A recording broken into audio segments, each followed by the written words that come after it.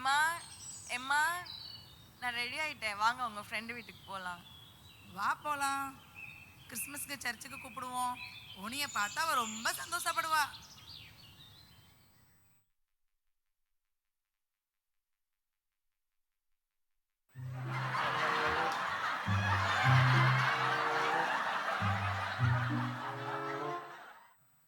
அம்மா செம்ம காமெடிமா. சீக்கிரம் வாமா வாமா வாமா வாமா ஏமா வாமா. எப்பா ஒரு ஃபோனு காலையில் எந்திரிச்ச உடனே ஃபோனு, ஃபேஸ்புக்கை யூடியூப்பை பார்த்து பார்த்து கெட்டு போற. பக்கத்து வீட்டு பையனை பாருடா, அவன் அழகா ஃபோனில் விளையாண்டு பைசா சம்பாதிக்கிறான், நல்ல கேம்ஸ் விளையாடுறான். அது மாதிரி ஏதாவது பிரயோஜனமா பண்றியா? ஏம்மா இப்போ நீ அடுத்தவங்க கூட கம்பேர் பண்ணுறீங்க? நான் சும்மா ஃபோனை தானே பார்க்குறேன். என்ன ஃபோனேவா பார்த்து நான் எனக்கு கண்ணையாக கெடுத்துக்கிறேன். நீ உன் கண்ணை பத்திரமா வச்சு என்ன செய்ய போற? நீயும் ஃபோனை தானே பார்க்குற. அதுக்கு மற்றவங்கள மாதிரி பிரயோஜனமா பணம் சம்பாதிக்கலாம். நமது வாழ்க்கை நமது கையிலம்மா. அடுத்தவங்களை பார்த்து நம்ம எதுவும் முயற்சிக்க கூடாது. இதுல தூய தமிழ் வேற. வாழ்க்கைன்னா 4 பேரை மதிக்கிற மாதிரி வாழணும். அதுக்கு 4 பேர் எப்படி வாழ்றாங்கன்னு பார்த்து கத்துக்கிடணும்.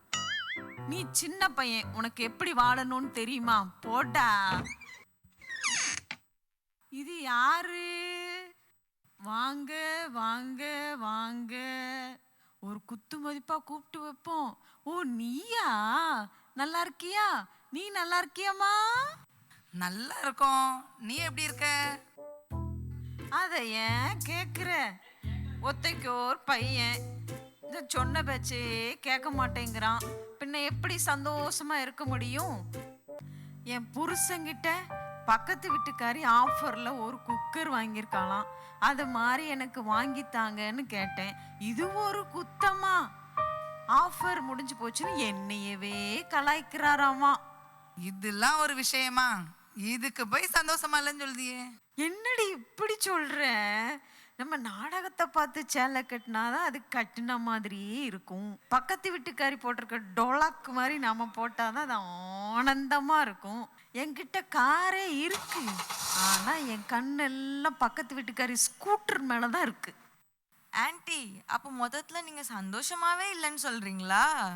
கரெக்ட் கரெக்ட், நீ ரொம்ப கரெக்டா சொன்னம்மா. சரி ஆன்ட்டி, நாங்க எதுக்கு வந்தோம்னு சொல்றோம். நாளைக்கு எங்க சர்ச்சில் கிறிஸ்மஸ் ப்ரோக்ராம் இருக்கு. நீங்க கண்டிப்பா வரணும். உங்களை இன்வைட் பண்ண தான் நாங்க வந்தோம். நீங்க அங்க வந்தா கண்டிப்பா சந்தோஷமா இருப்பீங்க. நாளைக்கு உங்களுக்கு கிறிஸ்மஸ்ஸு, நீங்க சந்தோஷமா இருப்பீங்க. அங்க வந்தா நான் எப்படி சந்தோஷமா இருப்பேன்? எனக்கு கேக்கா முக்கியம்? எனக்கு இந்த பக்கத்து வீட்டுக்காரி ஒரு குக்கரை வாங்கியிருக்கா, அந்த மாதிரி வாங்கணும். எனக்கு அதுதான் முக்கியம். சந்தோஷங்கிறது அடுத்தவங்க வச்சிருக்க பொருளை பார்த்து அதே மாதிரி நம்ம வாங்குறது கிடையாது. இந்த உலகத்துக்கு ஏற்கனவே சந்தோஷம் கிடைச்சிருச்சு. அந்த சந்தோஷத்தை பலர் அனுபவிக்கிறதுனால தான் தேடிக்கிட்டு இருக்காங்க. அந்த சந்தோஷத்தை பத்தி தெரிஞ்சுக்கணும் தான் நான் உன்னை சர்ச்சுக்கு கூப்பிட்டோம். சுத்தமா புரியல. புரியுற மாதிரி சொல்றேன், கேளு. பைபிள்ல இயேசு பிறந்தது எல்லா ஜனத்திற்கும் மிகுந்த சந்தோஷத்தை உண்டாக்கும் நற்செய்தி அப்படின்னு தான் போட்டிருக்கு. ஆனா நீ நினைக்கிற மாதிரி இது கிறிஸ்தவங்களுக்கு மாத்திரம் நல்ல செய்தி கிடையாது. இப்போ புரிஞ்சிருக்கும்னு நினைக்கிறேன். கொஞ்சம் புரியுற மாதிரி தான் இருக்கு. நாளைக்கு நானும் சர்ச்சுக்கு வாரேன். அந்த சந்தோஷத்தை பத்தி நானும் தெரிஞ்சுக்கிறேன். கண்டிப்பா வா, தெரிஞ்சுக்கிடுவேன் நீயும். எப்பா என் பேரு சாந்தகுமார், ஊரு சாந்தி நகர். ஆனா ரெண்டுக்கு சம்மதம் இல்லாம வாழ்க்கையா இருக்கப்பா. அப்பா என்னை பார்த்தா எல்லாருக்கும் சிரிப்பா தெரியுது, ஆனா உள்ளுக்குள்ள படத்தை பார்த்தா யார்கிட்ட சொல்லுதுன்னே தெரியலையே. ஐயோ, யார்கிட்ட சொல்லுதுன்னே தெரியலையே. ஐசக்கு பாப்பா நல்லா இருக்கியா? ஒரு காமெடி சொல்லும்பா, மனசுக்கு ரொம்ப கஷ்டமா இருக்கு. ஐயோ, எனக்கு தான் காமெடி வராத. என்ன போய் காமெடி பண்ண சொன்னா நான் எப்படி சொல்லுவேன்? என்னாச்சு? எதுக்கு? என்னதான் பிரச்சனை? என்னப்பா சொல்ல, இந்த 2023 பிறந்துச்சு. இந்த மாதத்தில் ஒவ்வொரு மாதத்துலையாவது இந்த மாதத்தில் நம்மளுக்கு சமாதானம் கிடைக்கும், இந்த மாதம் நம்மளுக்கு நிம்மதி கிடைக்கும், நம்ம பிரச்சனைலாம் மாறிடும், நம்ம சமாதானமாக இருப்போம் அப்படின்னு நினச்சிக்கிட்டே இருந்தேன். ஆனால் பாரு, மாதம்தான் கடந்து போயிட்டே இருக்கு. ஒவ்வொரு மாதமாக கடந்து போய் இப்போ டிசம்பர் வந்துட்டு மாதம் பேர் கூட சரியாக சொல்ல முடியல. அந்த அளவுக்கு சமாதானம் இல்லை, நிம்மதி இல்லாமல் இருக்கோம்ப்பா. அப்போ ஒன்று பண்ணுறியா? நாளைக்கு எங்கள் சர்ச்சில் கிறிஸ்மஸ் ப்ரோக்ராம் இருக்குது, நீ கண்டிப்பாக வாயேன். வா பாத்தியா, நீ சந்து கேப்பில் அப்படியே கதையை ஓட்டிட்டிய. நான் என் ஃபீலிங்ஸை சொன்னோம்னா நீ ஏதாவது காமெடி சொல்லி ஒரு சிரிக்க வைப்பிய, வாழ்க்கையில் ஒரு கவலையெல்லாம் மறந்து ஜாலியாக இருக்கலாம்னு நினச்சேன். நீ உடனே நாளைக்கு எங்கள் கிறிஸ்மஸ் ப்ரோக்ராமுக்கு சர்ச்சுக்கு வேணும் கூப்பிட்டியப்பா. சர்ச்சுக்கு கூப்பிட்டு எங்கள் அந்த அன்னைக்கு கிறிஸ்தவ மதத்தில் என் பேரை அந்த அன்னைக்கு சேர்த்துடணும், அந்த அன்னைக்கு என் பேரை வந்து மாற்றிடணும். இதுதான் உங்களுக்கு குறிக்கலப்பா ஐசக்கு. ஐயோ, நீ தப்பாக நினச்சிட்ட. நான் உன்னை அதுக்காக கூப்பிடல, நீ சமாதானம் இல்லைன்னு நீ சொன்னல, அதுக்காக தான் நீ சர்ச்சுக்கு வான்னு நான் உன்னை கூப்பிட்டேன். நான் சமாதானம் இல்லைன்னு சொல்கிறதுக்கும் நீ சர்ச்சுக்கு வான்னு கூப்பிட்றதுக்கும் என்னப்பா சம்மந்தம் இருக்குது? சரி, நீ கூப்பிட்டேன், நான் சர்ச்சுக்கு வந்தாலும் நீ என்ன பண்ண சொல்லுவீங்க? சர்ச்சில் அங்கே பாவம் பண்ணாதீங்க, நீங்கள் பாவி, நீ பாவம் பண்ணாங்க, நீங்கள் பாவி அப்படிவீங்க. நான் தூக்கத்தில் எழுந்தா கூட பாவி பாவி பாவி பாவி, நான் ஒரு பாவி அப்படின்னு எனக்கு ஓடிக்கிட்டே இருக்கும்பா. நான் என்ன பாவம் பண்ணிட்டேன்? ஒரு பாவம் பண்ணல. என் மனசாட்சி தெரிஞ்சு நான் கொள்ளையடிக்கலை, நான் கொலை பண்ணலை, நான் குடிச்சிட்டு ரோட்டில் படுத்து கிடக்கல, சிகரெட்டு குடிக்கலை, நான் தம் அடிக்கலை, எதுவும் பண்ணலை. பின்ன ஏன் நான் சர்ச்சுக்கு வரணும்? நீ சொல்கிறதெல்லாம் கரெக்டு தான். நீ பாவம் பண்ணிட்டு அதனால சர்ச்சுக்கு வான்னு நான் சொல்லலை. சமாதானம் இல்லைன்னு சொன்னல, அதுக்காக தான் உன்னை சர்ச்சுக்கு வான்னு சொன்னேன்.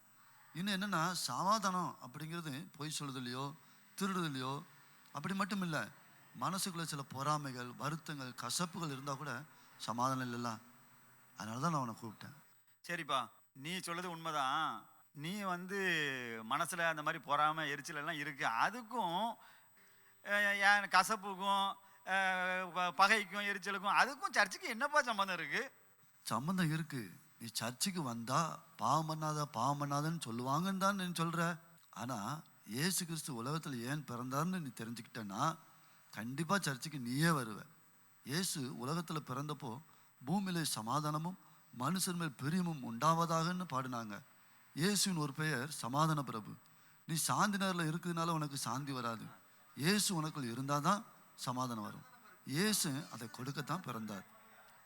ஆனால் இந்த உலகத்தில் சமாதானம் அப்படிங்கிற வார்த்தையெல்லாம் இப்போ யார் பேசுகிறா? எல்லாம் கெட்ட வார்த்தையும் அந்த வார்த்தையுமா தான் ஓடிக்கிட்டு இருக்கு. ஆனால் நீ பேசுறதை கேட்கும் போதே அது கேட்டுக்கிட்டே இருக்கலாம் போல இருக்கு. சமாதானம் மனசில் ஒரு சந்தோஷம் வந்த மாதிரி இருக்கு ஐசக்கு. அதனால நீ கூப்பிட்டதுனால நாளைக்கு நான் கண்டிப்பாக உங்கள் சர்ச்சுக்கு வரேன்ப்பா. அப்போ சரி, நான் காலையிலே உனக்கு ஃபோன் பண்ணி ஞாபகப்படுத்துகிறேன்.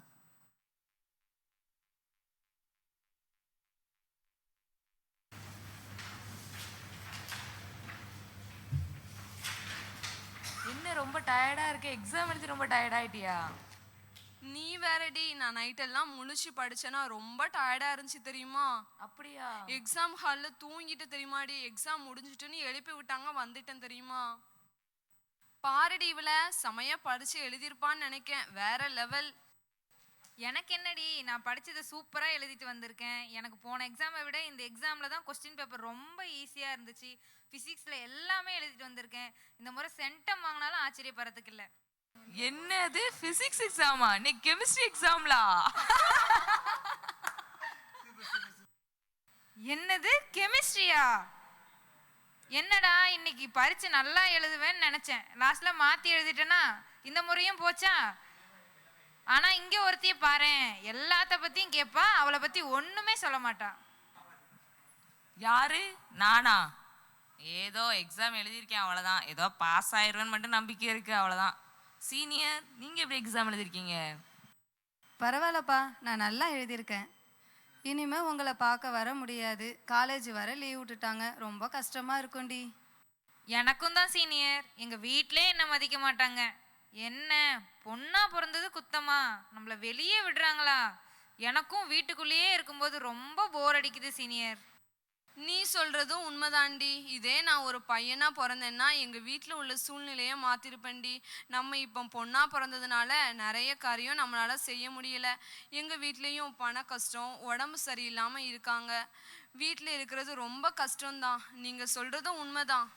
நானும் நல்லா தான் படிக்கிறேன். ஆனா என்ன, இந்த சமுதாயத்துல ஒரு பெண்ணா இருந்து சாதிக்கிறது ரொம்ப கஷ்டம்தான். நீங்க வேணா நாளைக்கு சர்ச்சுக்கு வரீங்களா? நாளைக்கு கிறிஸ்மஸ், ஜாலியா இருக்கலாம். சர்ச்சுக்கு வர்றதெல்லாம் ஜாலியாக தான் இருக்கும். ஆனால் ஒரு நாள் தானே, அதுக்கப்புறம் இயேசு பிறந்தது ஏன்னு உங்களுக்கு சொன்னா கிறிஸ்மஸ் தாண்டியும் அந்த சந்தோஷம் கிடைக்கும். புரியல. நீங்க என்ன நினைக்கிறீங்க? இயேசு கிறிஸ்து பிறந்தது தான் கிறிஸ்மஸ்னா? அது மட்டும் இல்லை, இயேசு கிறிஸ்து ஏன் பிறந்தாருன்னு தெரிஞ்சிச்சுன்னா அதுதான் உண்மையான கிறிஸ்மஸ். நானும் கவனிச்சேன். நீங்களாம் என்ன சொல்றீங்கன்னா, வீட்டில் பெண் பிள்ளைகளை மதிக்க மாட்டுறாங்க, வீட்டில் உள்ள பிரச்சனையை பெண் பிள்ளைகளால் தீர்க்க முடியலன்னு சொல்றீங்க. உண்மைதான். அதே நேரத்தில் உங்கள் கூட இருந்து ஒருத்தர் உதவி பண்ணுனா உங்களாலேயும் எல்லாம் செய்ய முடியும். உண்மைதானே? அதுக்காக தான் இயேசு உலகத்தில் பிறந்தார். இன்னும் ரொம்ப சிம்பிளாக சொல்லணும்னா, இயேசு கிறிஸ்துவ இரட்சகர் பிறந்திருக்கிறார் என்று பைபிளில் சொல்லியிருக்கு. அப்படின்னா மீட்பர், உதவி செய்தவர் பிறந்திருக்கிறார் என்று அர்த்தம். இந்த இயேசு உங்களுடைய தாழ்வு மனப்பான்மையிலிருந்து ரட்சித்து உங்களால் எதுவும் செய்ய முடியும் என்ற நம்பிக்கையை தருகிறார். இயேசு கிறிஸ்துவும் உங்கள் கூடவே இருந்து எல்லாமே செய்து முடிப்பார்.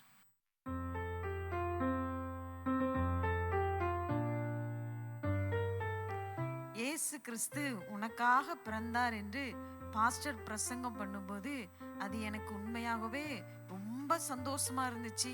நான் யாரையோ பார்த்து வாழ்வதற்கு பதிலாக எனக்காக பிறந்த இயேசுவை பார்த்து வாழ்ந்தா இன்னும் எவ்வளவு சந்தோஷமா இருந்திருக்கும். இந்த கிறிஸ்மஸுக்கு என்னை சர்ச்சை கூப்பிட்டதுல ரொம்ப சந்தோஷம். ரொம்ப நன்றி. இயேசு இந்த உலகத்தில் மட்டும் பிறக்கல, உங்களுடைய உள்ளத்திலும் பிறப்பார் என்று இந்த போதகர் பிரசங்கம் பண்ணதை கேட்கும்போது எனக்கு உண்மையிலேயே என் மனசில் உள்ள கவலையெல்லாம் போய் ஒரு சமாதானம், ஒரு சந்தோஷம், இயேசு கிறிஸ்துக்குள்ள நம்மளும் ஒரு புதிய வாழ்க்கை வாழ முடியும் அப்படின்னு ஒரு நம்பிக்கை வந்திருக்கு. ஐசக்கு, உனக்கு நான் ரொம்ப நன்றி கடன் பட்டிருக்கேன்பா. எங்களுக்காக தெய்வமே பிறந்திருக்கார் என்ற அந்த சந்தோஷமான செய்தியை கேட்கும்போது எனக்கு வேற லெவல் சந்தோஷமா இருந்துச்சு.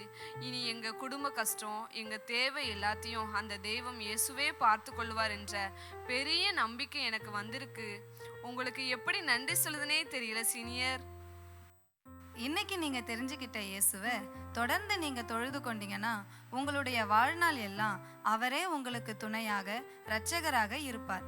கண்டிப்பா உங்களை இயேசு கைவிடவே மாட்டார்.